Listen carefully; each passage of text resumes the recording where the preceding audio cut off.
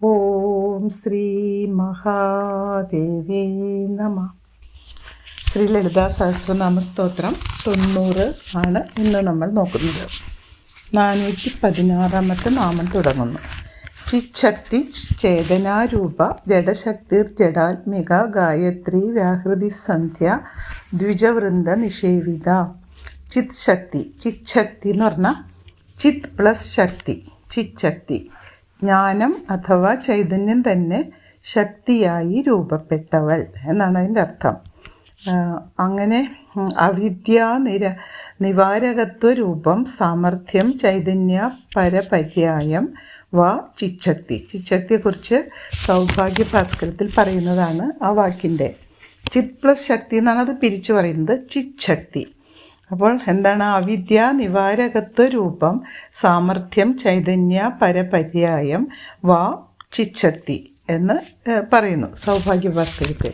അപ്പോൾ വിദ്യയെ അല്ലെങ്കിൽ അജ്ഞാനത്തെ നിവാരണം ചെയ്യുന്നതിന് സമർത്ഥമായി രൂപം പ്രാപിച്ചതും ചൈതന്യത്തിൻ്റെ മറ്റൊരു പേര് സ്വീകരിച്ചതുമാണ് ചിത് ശക്തി അഥവാ ചിച്ഛക്തി. ഇതാണ് ചിച്ഛക്തിയുടെ അർത്ഥം വിശദീകരിക്കുന്നത്. അപ്പോൾ അവിദ്യയെ നിവാരണം ചെയ്യുന്നതിന് സമർത്ഥമായി രൂപം പ്രാപിച്ചത്, ചൈതന്യത്തിൻ്റെ മറ്റൊരു പേര് സ്വീകരിച്ചതുമാണ് ചിത്ശക്തി. ഇത് ചൈതന്യത്തിൻ്റെ മറ്റൊരു പേരാണ്. അടുത്ത ചേതനാരൂപ, ചിച്ഛക്തി ചേതന. ചിച്ഛക്തി ചേതന എന്ന് പറഞ്ഞാൽ ചേതനാരൂപ എന്ന് പറയുമ്പോൾ ചേതന തന്നെ രൂപമായവൾ അഥവാ ജീവസ്വരൂപമായവൾ. ചേതന എന്ന് പറഞ്ഞാൽ ജീവനാണ്, ജീവൻ തന്നെ സ്വരൂപമായവളാണ് ദേവി. ആത്മജ്ഞാന രൂപിണി എന്നും പറയാം. എല്ലാ വസ്തുക്കൾക്കും ജീവരാശിക്കും ചൈതന്യം പ്രദാനം ചെയ്യുന്നു ദേവി.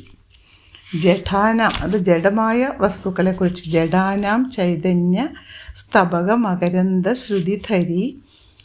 ജഡവസ്തുക്കളിൽ, ഇവിടെ സൗന്ദര്യലഹരിയിൽ ശങ്കരാചാര്യസ്വാമികൾ പറയുകയാണ്, ജഡാനാം ചൈതന്യ സ്തബക മകരന്ദ ശ്രുതിധരി. ജഡവസ്തുക്കളിൽ ചൈതന്യമാകുന്ന, ജഡവസ്തുക്കളിൽ ചൈതന്യമാകുന്ന സ്തബകം എന്ന് പറഞ്ഞാൽ പൂങ്കുല. സ്തബക മകരന്തം, പൂങ്കുലയിലെ മകരന്തം, പൂങ്കുലയിലെ മധുവാണ്. പൂങ്കുലയിലെ മകരന്തത്തിൻ്റെ പ്രവാഹത്തെ ധരിക്കുന്നവൾ. ആ പൂവിനകത്ത് അല്ലെങ്കിൽ പൂങ്കുലയ്ക്കകത്തുള്ള മകരന്തം തേനിൻ്റെ പ്രവാഹം. അതായത് സ്വയമേവ തന്നെ ജഡമായ ഓരോ വസ്തുവിനെയും ജീവൻ്റെ പ്രകാശമാകുന്ന മകരന്തം നൽകി അതിനെ ജീവസുറ്റതാക്കി മാറ്റുന്നു ദേവിയുടെ അനുഗ്രഹം എന്നാണ് പറയുന്നത്. ജഡാനാം ചൈതന്യ ജഡശക്തിർ ജഡാത്മിക. അപരാപ്രകൃതി, അതായത് പ്രപഞ്ച സൃഷ്ടിക്ക് ഉപയുക്തമാകുന്ന തരത്തിൽ പരിണമിച്ച മായാശക്തിയാണ് ജഡശക്തി. ഇവിടെ ജഡശക്തി എന്ന് പറയുന്നത് ഈ അപരാപ്രകൃതി എന്നാണ് അതിൻ്റെ മറ്റൊരു പേര്. പ്രപഞ്ച സൃഷ്ടിക്ക് ഉപയുക്തമാകുന്ന തരത്തിൽ പരിണമിച്ച മായാശക്തിയാണ്. പ്രപഞ്ച സൃഷ്ടിക്ക് ഉപയുക്തമാണത് ഈ ജഡശക്തി. അതൊരു മായാശക്തിയാണ്, യഥാർത്ഥമല്ല ശരിക്കും. ഇതിന് അപരാപ്രകൃതി എന്ന് പറയാൻ കാരണം അത് പ്രകടമാകുകയും മറയുകയും മാറിക്കൊണ്ടിരിക്കുകയും ചെയ്യും. സ്ഥിരമായി നിലകൊള്ളുന്നില്ല. അത് മറിഞ്ഞുകൊണ്ടിരിക്കും, മാറിക്കൊണ്ടിരിക്കും, പ്രകടമാകുകയും ചെയ്യും. നമ്മൾ കണ്ടു, അത് വിശ്വസിച്ചു, കുറച്ച് കഴിയുമ്പോൾ അത് മാഞ്ഞുപോയി വീണ്ടും മാറിക്കൊണ്ടിരിക്കും. മായ എന്ന് പറയുന്നത് അതുകൊണ്ടാണ്. അപ്പോൾ അങ്ങനെ പ്രകടമാവുകയും മറയുകയും മാറിക്കൊണ്ടിരിക്കുകയും ചെയ്യുന്നതാണ് ഈ അപരാപ്രകൃതി എന്ന് പറയുന്നത്. അതിനാധാരമായി മാറാതെ നിൽക്കുന്ന ശക്തിയാണ് പരാപ്രകൃതി, അതിൻ്റെ ഓപ്പോസിറ്റ്. അപരാപ്രകൃതിയുടെ നേരെ മറുഭാഗം. അപരാപ്രകൃതിയായ ജഡശക്തി 8 രൂപത്തിലാണ് പ്രപഞ്ചത്തിൽ കാണപ്പെടുന്നത്. ഈ ജഡശക്തി അപരാപ്രകൃതിയാണ്, മായാപ്രകൃതിയാണ്, നമ്മളെ തെറ്റിദ്ധരിപ്പിക്കുന്ന ഒന്നാണ്. അതിനെ 8 രൂപത്തിൽ കാണുന്നു പ്രപഞ്ചത്തിൽ. അത് ഭഗവത്ഗീതയിലെ 7-ാം അധ്യായത്തിൽ അതിനെക്കുറിച്ച് പറയുന്നുണ്ട്. ഭൂമിരോപോ അനലോ വായുഖം മനോബുദ്ധിരേ വച അഹങ്കാര ഇതീയം മേ ഭിന്ന പ്രകൃതിരഷ്ടഥൗ. ഭൂമി, ജലം, അഗ്നി, വായു, ആകാശം, ഇത് പഞ്ചഭൂതങ്ങളാണ്. ഭൂമി, ജലം, അഗ്നി, വായു, ആകാശം. പിന്നെ ആ പഞ്ചഭൂതങ്ങളുടെ കൂടെ മനസ്സ്, ബുദ്ധി, അഹങ്കാരം, മനോബുദ്ധി, അഹങ്കാരം, ഇത് മൂന്നും കൂടി ചേർന്ന് ഈ അന്ധകരണ ഘടകങ്ങളും കൂടി ചേരുമ്പോൾ ഇത് 8 ശക്തികളായി മാറും. അങ്ങനെ ദേവിയുടെ ജഡശക്തി അഥവാ അപരാപ്രകൃതി ലോകമായി കാണപ്പെടുന്നത് ഈ ശക്തിയാണ്. നമ്മൾ പ്രപഞ്ചമായിട്ട് കാണുന്നത് പ്രപഞ്ചം മായയാണെന്നും അതിൽ നമ്മളിങ്ങനെ ഭ്രമിച്ചു വശായി ജീവിച്ചുകൊണ്ടിരിക്കുകയാണെന്നും എല്ലാം പറയുന്നുണ്ടല്ലോ.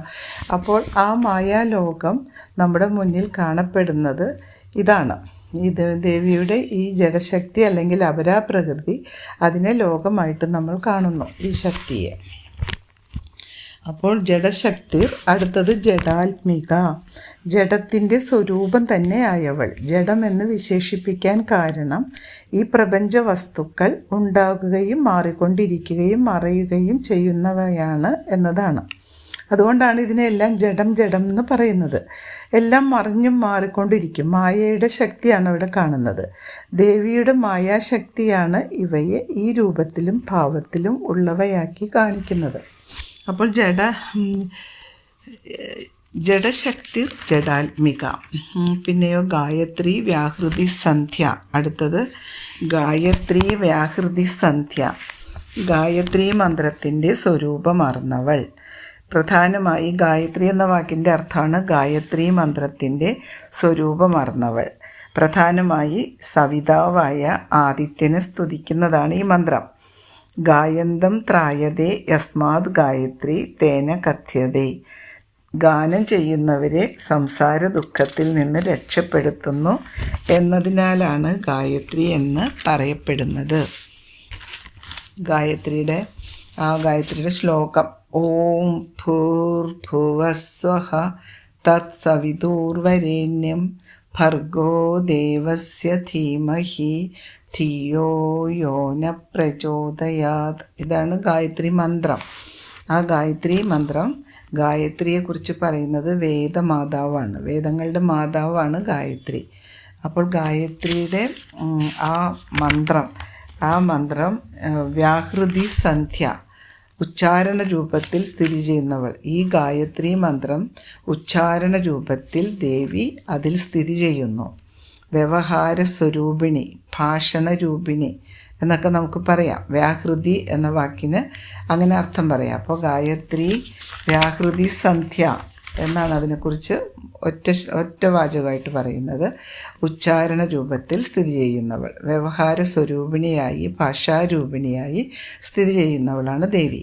ശാസ്ത്രപ്രകാരം ആ, ഉ, മ ഈ 3 അക്ഷരങ്ങൾ, ആ അക്ഷരങ്ങളിൽ നിന്ന് ഭൂ, ഭുവ, സ്വ.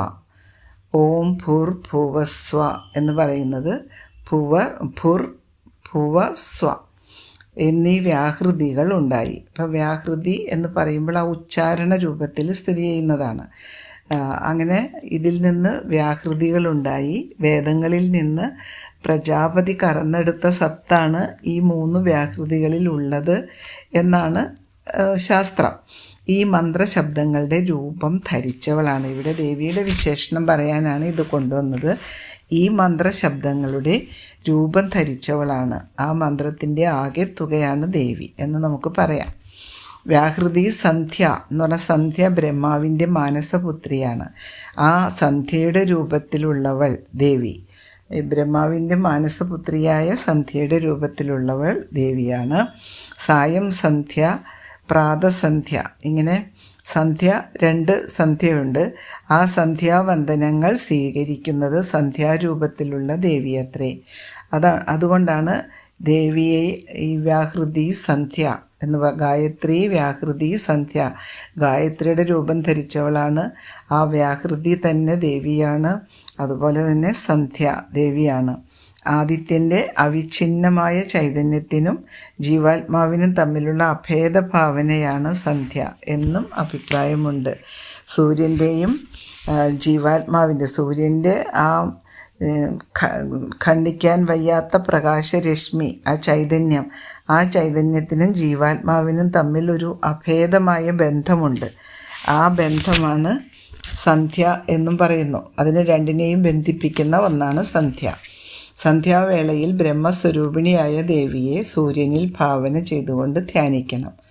അപ്പോൾ ദ്വിജവൃന്ദ നിഷേവിത, അടുത്തത് ദ്വിജവൃന്ദ നിഷേവിത, ദ്വിജന്മാരുടെ സമൂഹത്താൽ സേവിക്കപ്പെടുന്നവൾ. നിഷേവിത സേവിക്കപ്പെടുന്നവൾ.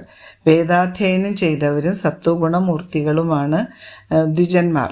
ആ ദ്വിജന്മാരുടെ സമൂഹത്താൽ സേവിക്കപ്പെടുന്നവർ. ബ്രാഹ്മണരുണ്ട്, അതേപോലെ തന്നെ സത്മൂർത്തികളായിട്ട് സജ്ജനങ്ങളായിട്ട് ദ്വിജവൃന്ദം, അങ്ങനെയുള്ള ഒരു സമൂഹം, സത്വഗുണം തികഞ്ഞ ഒരു സമൂഹം. ആ സമൂഹത്തെയാണ് ദ്വിജവൃന്ദം എന്നുദ്ദേശിക്കുന്നത്. ദ്വിജം എന്ന അർത്ഥത്തിന് ദ്വിജൻ എന്ന് പറഞ്ഞാൽ ബ്രാഹ്മണൻ എന്നർത്ഥമുണ്ട്.